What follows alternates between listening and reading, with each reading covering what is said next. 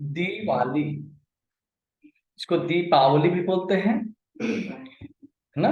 दिवाली और दीपावली, दीप माने दिया होता है, वाली यानी जो कतार होती है, लड़ी होती है, तो दिए को जो लड़ी में रखते हैं उसी को बोलते हैं दीपावली।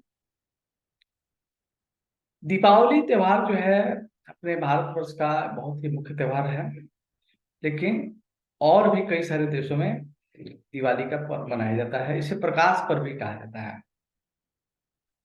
दिवाली त्योहार जो है अमावस्या के दिन मनाया जाता है, कार्तिक मास के अमावस्या तिथि को मनाया जाता है। अमावस्या जो होती है सबसे घनघोर रात होती है, और ये इंडिकेट करती है कि रात कितना भी अंधेरा हो, दीपक का छोटा सा प्रकाश उस अंधेरे को दूर करने के लिए काफी है। तमसो माँ ज्योतिर्गमय अस्तो मास्कर सदगमय मृत्युर्मा अमृतम गम्य। इसमें भक्त ईश्वर से प्रार्थना करता है, हे ईश्वर, मुझे अंधकार से प्रकाश की तरफ लेकर चलिए, मुझे असत्य से सत्य की तरफ लेकर चलिए, मुझे मृत्यु से अमरता की तरफ लेकर चलिए। और यही हमारा स्वरूप है। दीपावली त्योहार जो है असत्य पे सत्य की, पाप पे पुण्य की, झूठ पे सत्य की ये विजय दर्शाता है।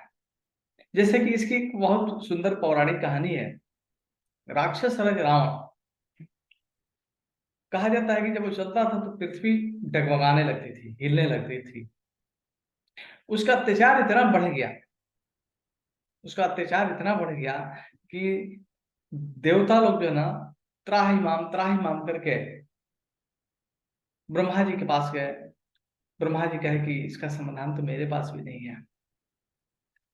फिर वो शिव के पास गए, और शिव जो है कहे कि इसका समाधान विष्णु ही निकाल सकते हैं। और विष्णु ने इनकी बात को सुना और कहा कि जब जब हुई धर्म की हानि, बढ़ी असुर अधम भवानी।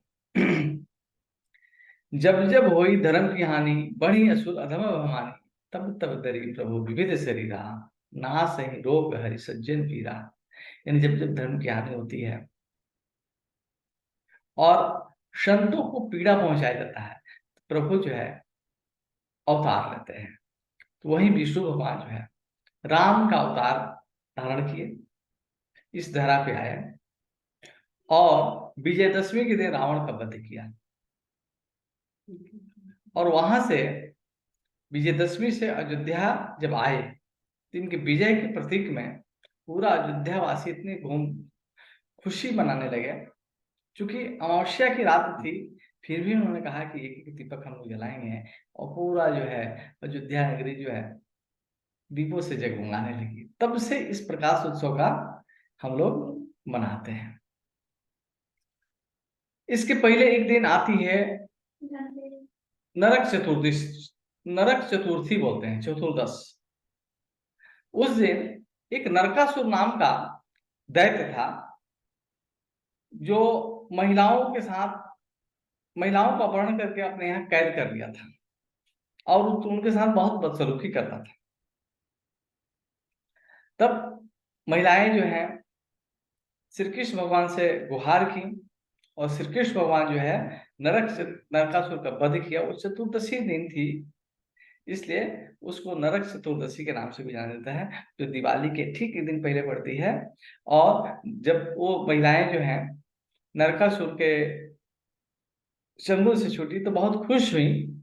जो 16,000 कहा जाता है कि श्री कृष्ण की पटरानियां थी, वो श्री कृष्ण की पटरानियां, एक कहानी कहती है कि उन्होंने कहा कि मैं किसको वरण करूं, आपने हमको तारा है, आपने हमको नरक से निकाला है, इसलिए मैं पति के रूप में वर्ण करती हूँ।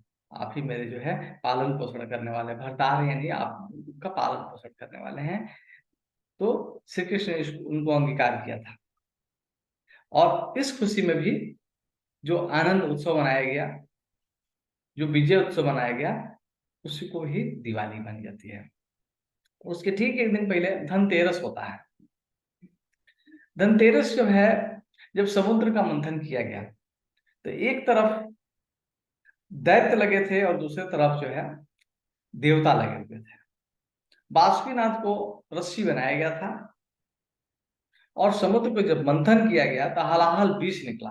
सबसे पहले विष निकला और ये विष इतना भयानक था कि भाई क्या हो, ये जहां विष गिरेगा वो तो जीवन को नष्ट कर देगा। तो देवों के देव महादेव ने उन्होंने अपने कंठ में धारण किया था, इसलिए उनको नीलकंठ भी कहा जाता है। और फिर जो है और जब मथा गया तो उसमें से 14 रत्न निकले हैं, जिसमें से उचेश्वर नाम का घोड़ा, ऐरावत नाम के हाथी,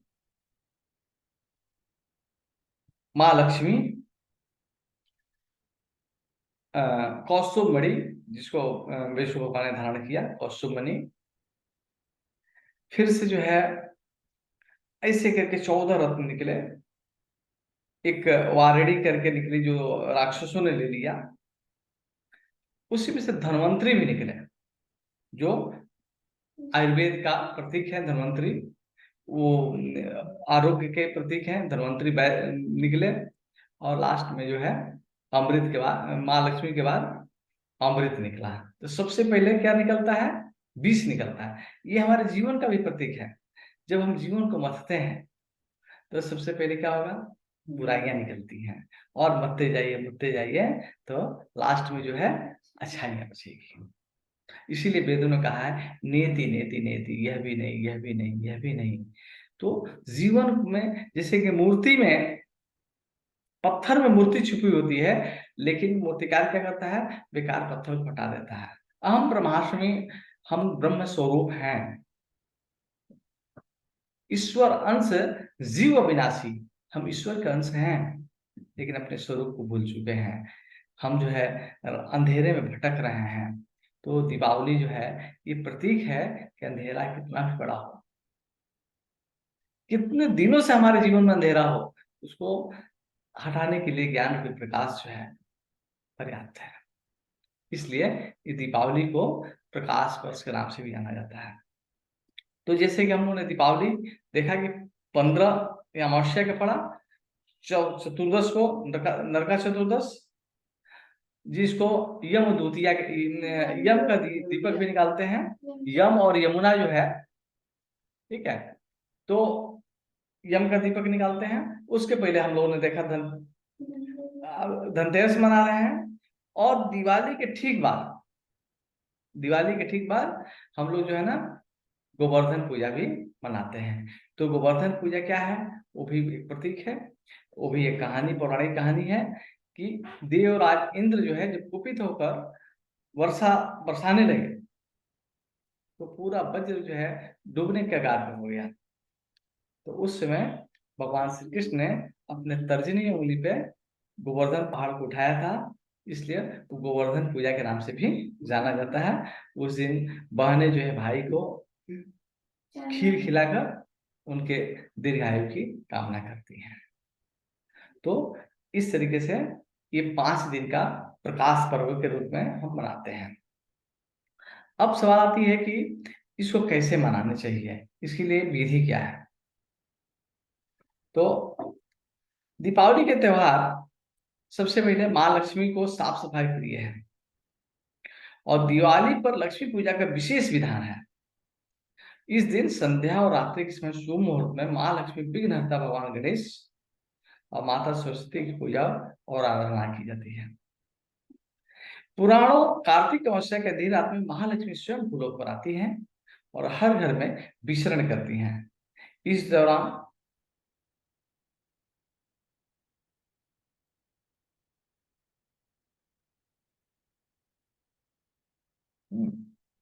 तो इस दौरान जो है, जो घर में प्रकाश होती है, साफ सुथरा रहता है, वहां आंशिक रूप से माँ लक्ष्मी ठहर जाती है। इसलिए लक्ष्मी के साथ साथ माता कुबेर का भी पूजा करना चाहिए। माँ के बारे में कहा जाता है कि चंचल है, एक घर में कभी ये ठहरती नहीं है ना, ये घूमती रहती है। लेकिन जब इनको मिलता है, प्रिय चीज मिलती है, तो हम भी जो है जहाँ हमको मनपसंद चीज मिलती है वहां पर कुछ देर के लिए रुकते हैं ना। तो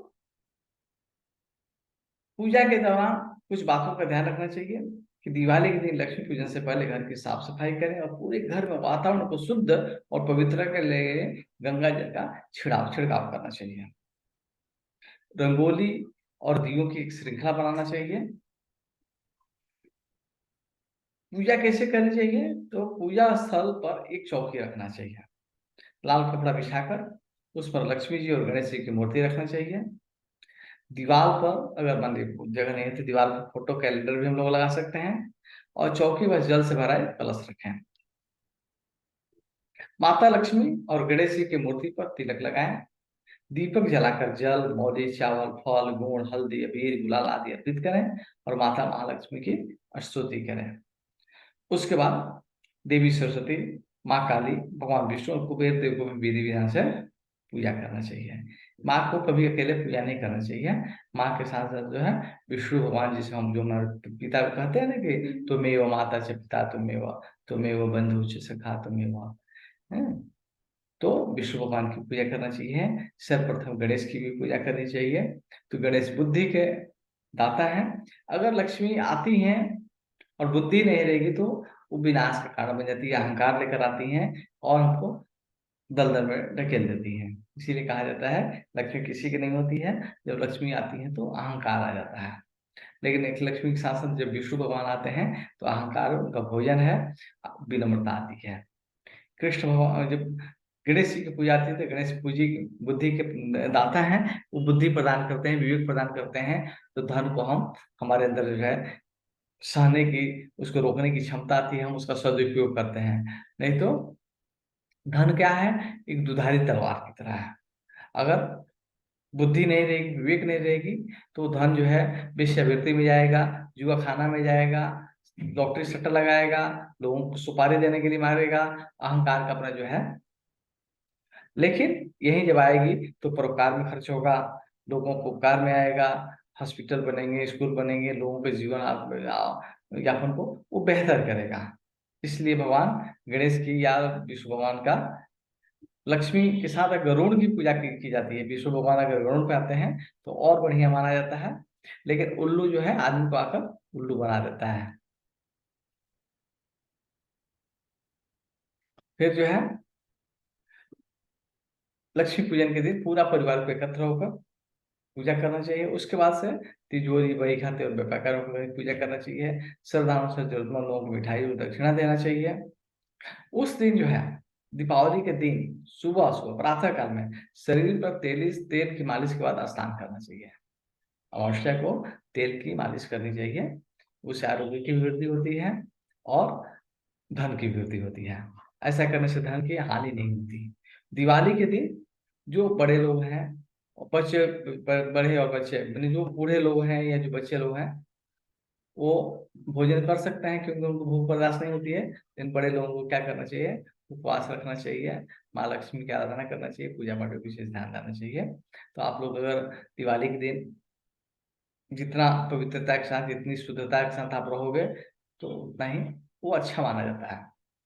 और शाम को महालक्ष्मी के पूजन के बाद ही भोजन ग्रहण करना चाहिए।